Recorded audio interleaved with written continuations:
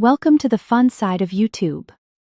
This channel is packed with entertaining, creative, and sometimes unexpected content that's guaranteed to keep you smiling. Hit subscribe and let's have some fun together. My boyfriend left me alone the night I lost our baby. Conference call, he texted. Couldn't be helped. His mother told me I was being hormonal. I woke up 3 hours later in a hospital bed, an IV in my arm and an emptiness in my chest that had nothing to do with the miscarriage. A nurse was standing at the foot of my bed holding a white envelope. She said, "A woman asked me to give you this. She said you'd know what to do with it when the time was right." I didn't know anyone. I didn't understand. I just stared at her and started crying. The cramps had started on a Tuesday, which felt unfair somehow, like losing a child should at least happen on a dramatic day, a stormy Friday or a gray Sunday morning. But it was a Tuesday in October, and I was alone in our apartment making pasta when the pain hit me so hard I had to grab the counter just to stay standing. Daniel and I had been together for 7 years. We weren't married, but we'd been talking about it. He'd given me a ring on my birthday the previous spring, a thin gold band with a single diamond that he said was practical, not flashy, because that was who we were. Practical people. We had a joint savings account and a 5-year plan and a lease with both our names on it. We had a baby we'd found out about 6 weeks earlier, a surprise that had scared us both before becoming something we were quietly, carefully beginning to love. I had told him 3 times in the past 2 weeks that something felt off. The spotting. The way the nausea was different from normal first trimester nausea. Sharper and lower, more like dread than sickness. He'd listened with that patient expression he used when he thought I was worrying unnecessarily. "You're a first-time mom," he said once, scrolling through his phone. "Everything feels wrong, that's normal." His mother, who had taken a particular interest in my pregnancy in a way that felt more like surveillance than warmth, told me at Sunday dinner that her generation had simply gotten on with things. "Women today catastrophize," she announced to the table while I sat there with a forkful of green beans halfway to my mouth. When the pain hit that Tuesday evening, I called Daniel first. He didn't answer. I called again and he picked up on the 4th ring, already sounding impatient, the background noise of what I would later understand was a restaurant murmuring behind him. "I'm in the middle of something," he said. "What's wrong?" I told him I was bleeding, that the pain was bad, that I needed him to come home or meet me somewhere. "How bad is bad?" he asked. "Like, should I call 911 bad? Or can you drive yourself?" I drove myself. The ER intake nurse was kind in that efficient way that emergency room nurses have, warm but never still, always moving while she listened. She got me into a room quickly and the ultrasound technician came and the doctor came and everyone spoke in careful voices that told me everything before they said a word. Complete miscarriage, they called it. 11 weeks and 4 days. I asked if there was anything that could have been done differently and the doctor said no, that these things happen, that it wasn't my fault, that my body had done nothing wrong. I nodded because nodding was the only thing I could manage. Daniel's text came while they were finishing paperwork. Conference call ran long. "You okay?" "On my way."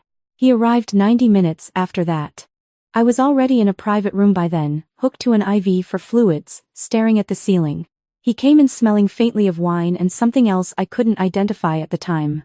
He sat beside my bed and held my hand and said all the right things. He was sorry, he should have come sooner, he loved me. We would try again when I was ready. I lay there listening to his voice and feeling something strange happening inside me, something quieter and colder than grief. It was the sensation of seeing something clearly for the first time after years of looking at it through frosted glass. "He went home that night to get some sleep," he said. I told him I understood.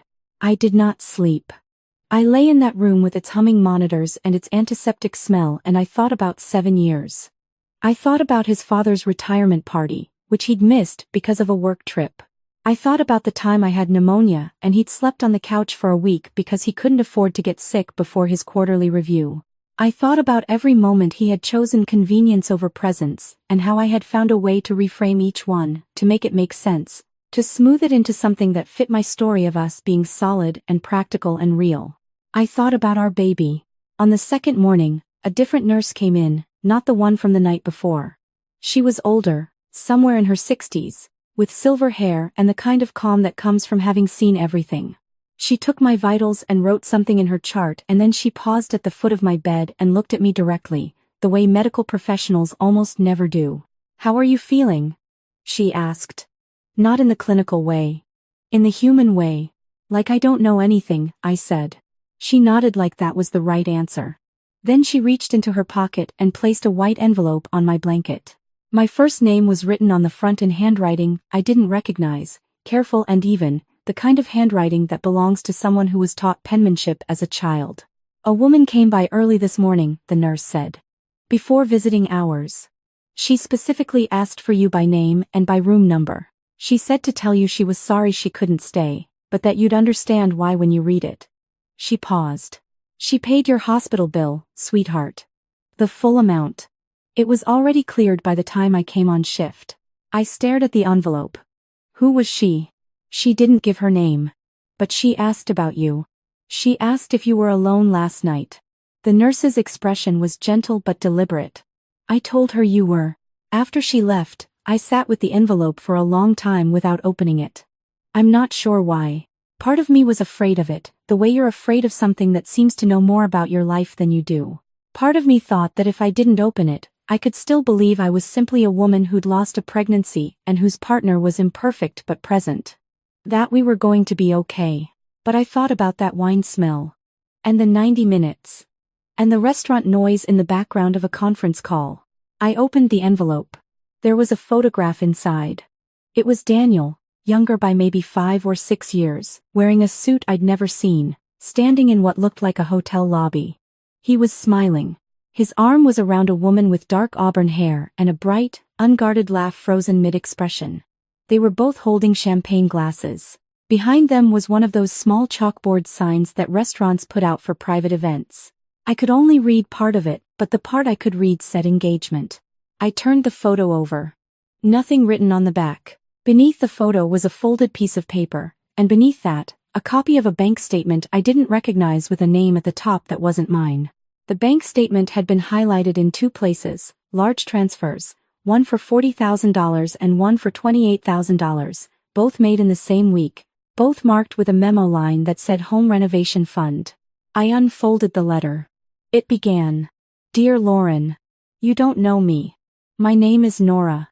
I was engaged to Daniel 4 years ago, and if you're reading this, it means he's done to you what he did to me. I am so sorry. I know exactly how this feels. And I know exactly what he's been doing while you've been building a life with him." I set the letter down.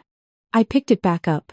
She wrote that they had met at a charity gala in 2019 and that Daniel had been everything she'd ever wanted in a partner, attentive and funny and present in a way she hadn't experienced before. That the first year was extraordinary. That somewhere in the second year something shifted, the small absences that turned into habits, the dismissiveness that arrived so gradually she barely noticed it becoming the atmosphere of their relationship. That she had started to feel like a problem he was managing rather than a person he was loving. She wrote about the Home Renovation Fund. They had been saving together for 2 years, pooling their money toward a down payment on a house. Daniel had suggested keeping it in a joint account tied to his primary bank for better interest rates. She had agreed without hesitation because they were building a life together. Why wouldn't she trust him? 3 weeks before their engagement party, she came home to find the apartment half empty. Not ransacked, not dramatic. Just quietly half empty, like a tide going out. His clothes were gone. His laptop was gone. A framed photo from their first trip together was gone from the mantel, which she always thought later was the strangest detail. That he had taken the time to take the photo. The joint account had $214 in it. She filed a police report. The detective assigned to her case was kind but honest. "Civil matter," he told her. "Proving intent to defraud between romantic partners is extremely difficult." She hired an attorney. The attorney found enough irregularities to threaten a real case, and Daniel had settled quietly, paying back a fraction of what he'd taken with a legal agreement that kept it out of court and out of the news. She had spent a year rebuilding. And then, through a mutual acquaintance, she heard his name again. Attached to a woman named Lauren. In a serious relationship. A pregnancy. I put the letter down again because my hands were shaking too hard to hold it steadily. She had been watching.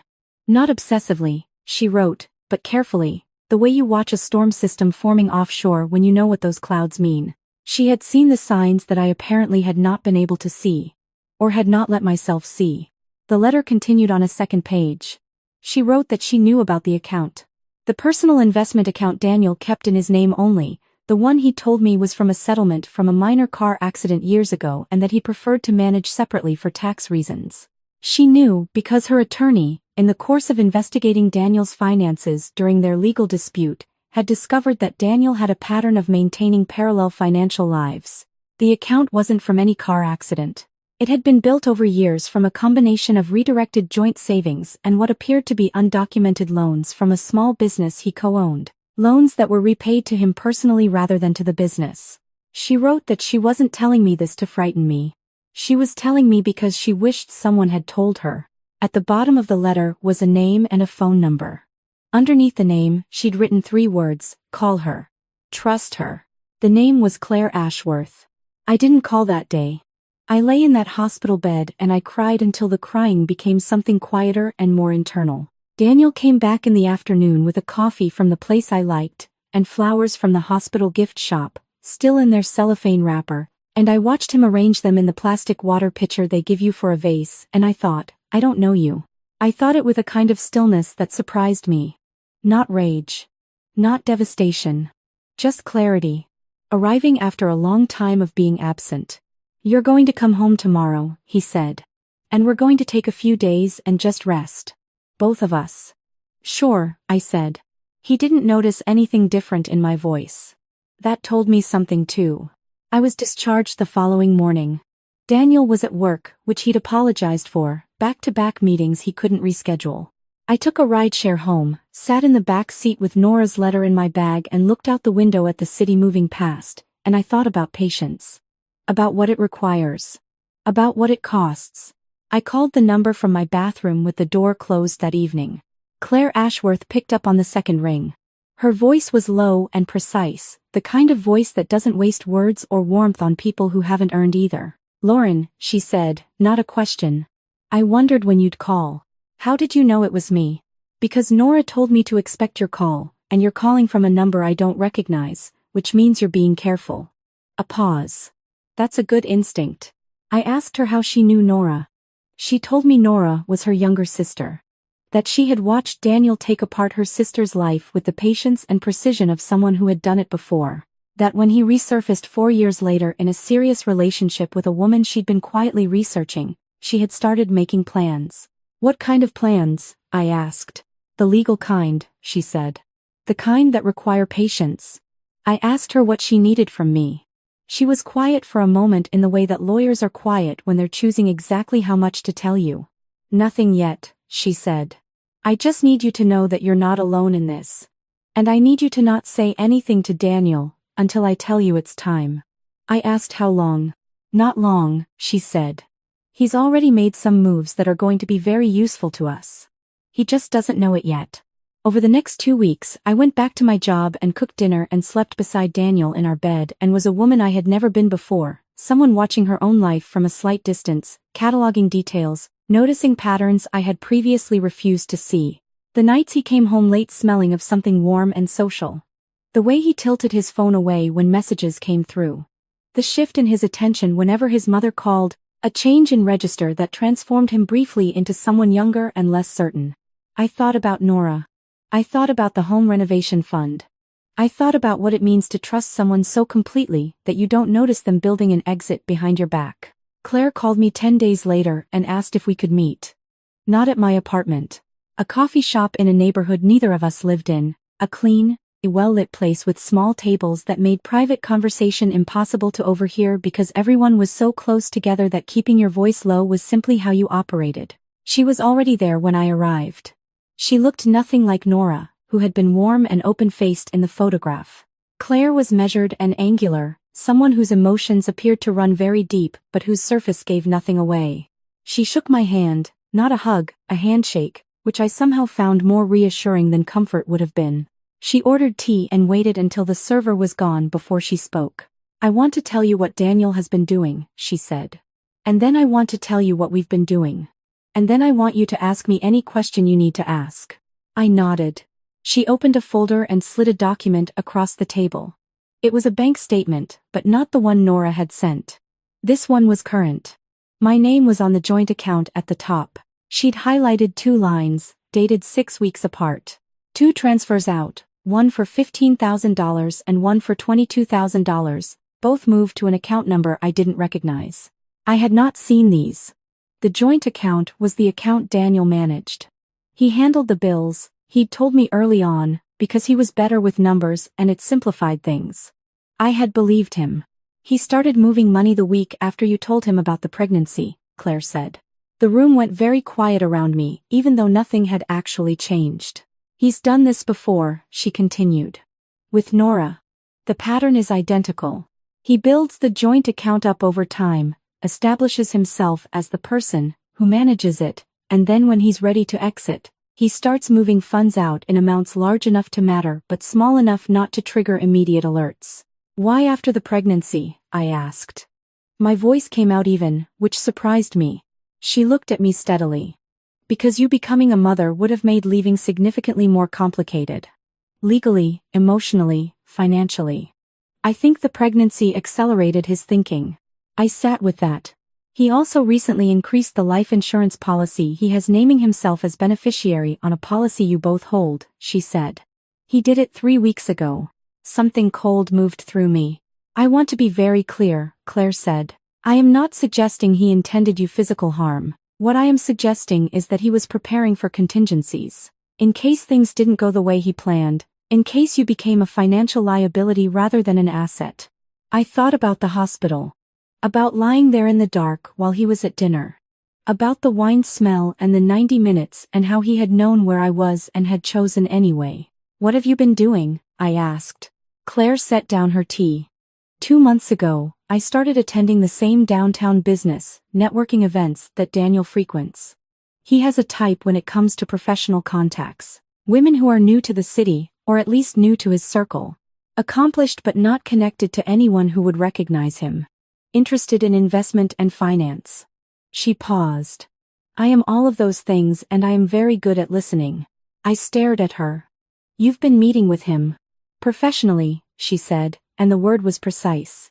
I presented myself as a financial consultant recently relocated from Boston. He approached me. He always approaches. Over the course of 3 meetings, I allowed him to explain to me how he structures certain private investment vehicles. He was very eager to share. Men who are running a long con like talking about how clever they are to someone they think has no idea.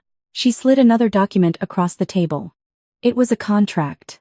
Daniel's signature was at the bottom, dated 2 weeks earlier. He signed a consulting agreement giving me broad access to review and advise on the management of his private investment holdings. He believed he was bringing a knowledgeable ally into a scheme he was developing. He believed I had connections that would allow him to move funds offshore in a way that was more difficult to trace. She looked at me. He was wrong about who I was. He was right about the access. My hands were flat on the table. I could feel my heartbeat in my palms. Lauren, she said, and for the first time, her voice softened fractionally. Everything he has done has been legal. And everything we have done has been legal. He walked into this with both eyes open, believing he was the one who was being clever. The documents he signed are valid and witnessed. The access he gave me is real. What happens now? I asked. Now. She said. It's your turn. She explained what she needed from me. It wasn't dramatic. It wasn't confrontational. It was simply that she needed me to be present, to not tip my hand. For 4 more days, while a financial compliance report she had filed triggered an audit of the private account. Once the audit began, any movement of funds would be flagged automatically. The money he had already transferred from our joint account would become part of the investigation record. He's going to call you when it happens, she said. He's going to be confused and then frightened and then very, very strategic. He is good at sounding reasonable when he's scared. I know, I said. Because I did know. I had watched him do it. When he calls, she said. I want you to answer. I went home and I made dinner and I sat across from Daniel at the table we'd bought together at an estate sale in our first year. A heavy oak table that had seemed permanent, the kind of furniture that suggested you were building something meant to last. And I watched him eat and talk about a podcast he'd been listening to and ask me whether I was sleeping better, and I thought, you practiced this. This ease. This normalcy. You practiced it with her first. The call came on a Thursday morning while I was at work. Daniel's name on my screen. I stepped into an empty conference room and answered. "Something's wrong with the account," he said. His voice had that quality she'd predicted, controlled but with a frequency of alarm underneath it like a radio tuned just slightly off the correct station. "The investment account. I can't access it.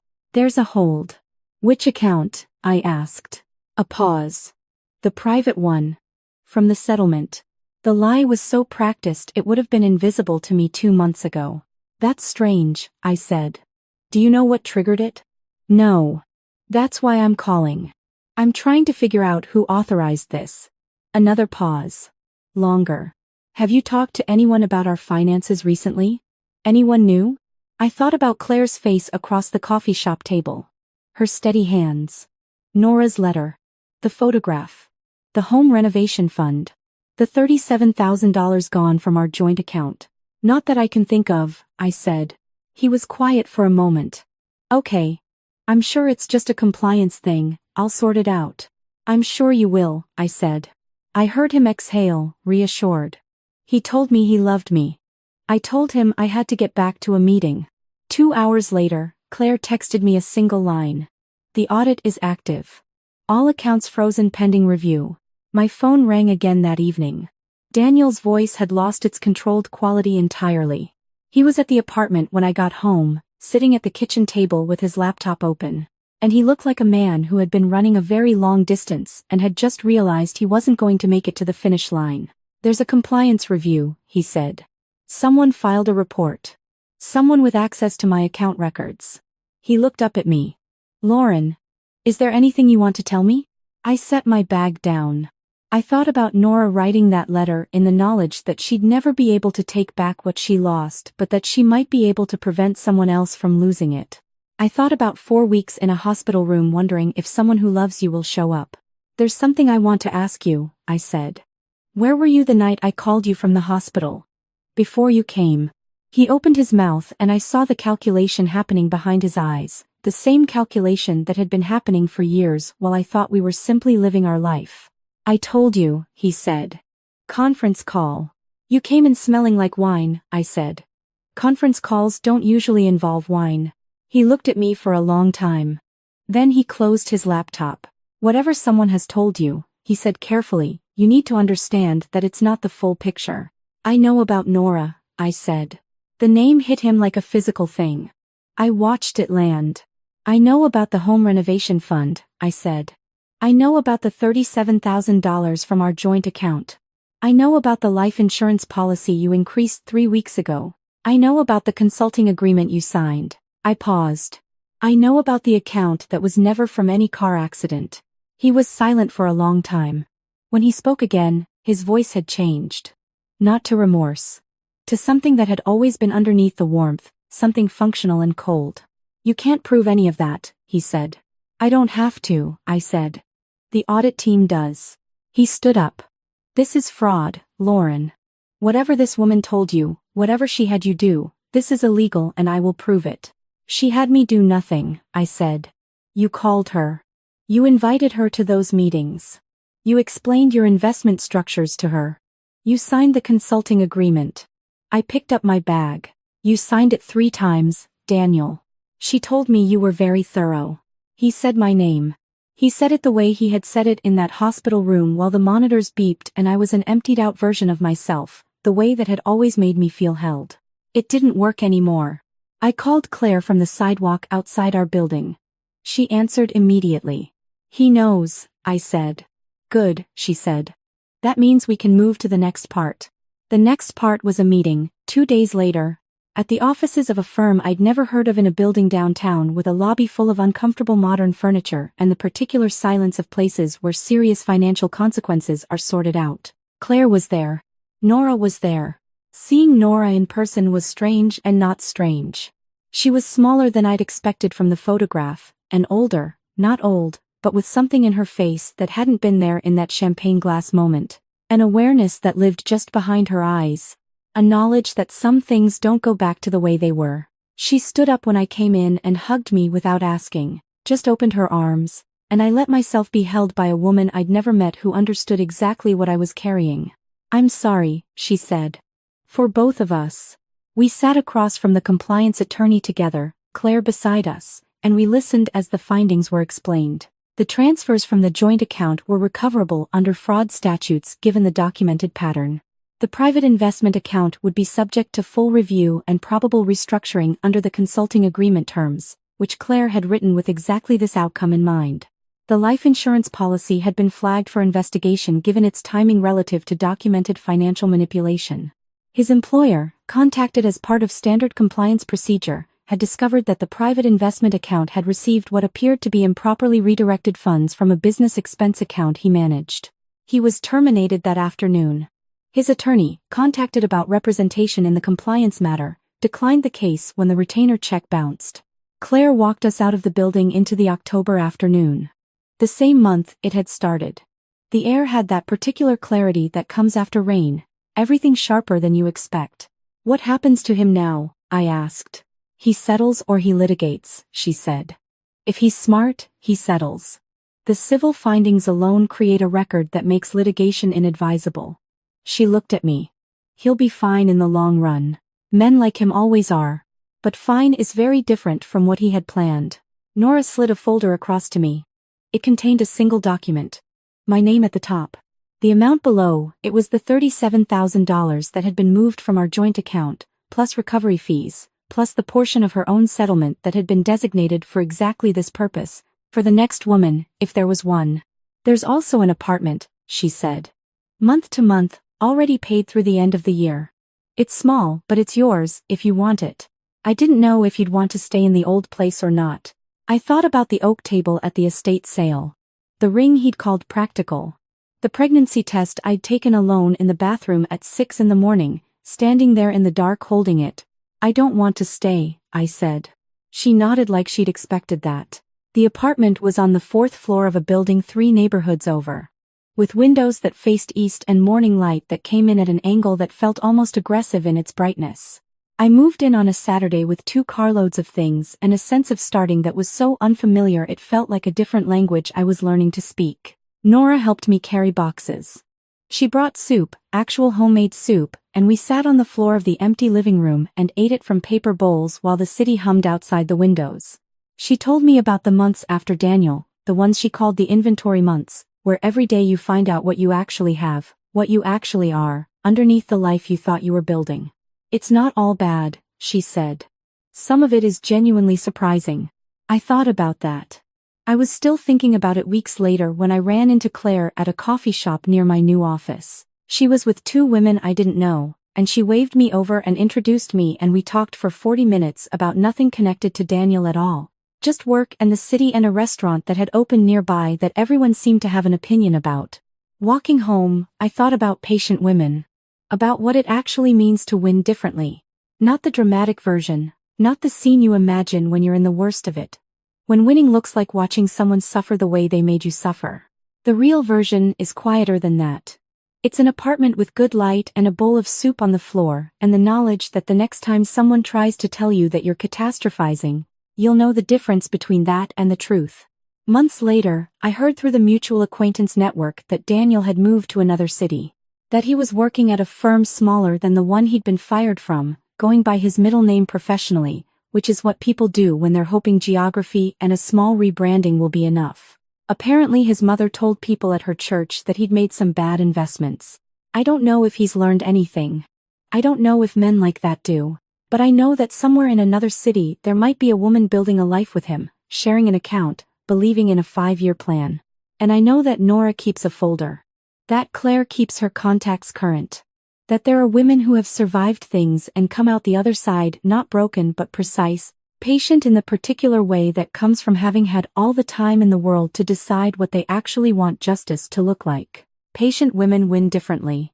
That's the truest thing anyone ever said to me, and it was said by a woman I never would have met if my life hadn't first fallen completely apart. If this story stayed with you, hit the like button right now. My favorite moment was when Lauren said, "You signed it 3 times, Daniel." She told me you were very thorough. What was yours? Drop it in the comments. And don't miss what's coming next.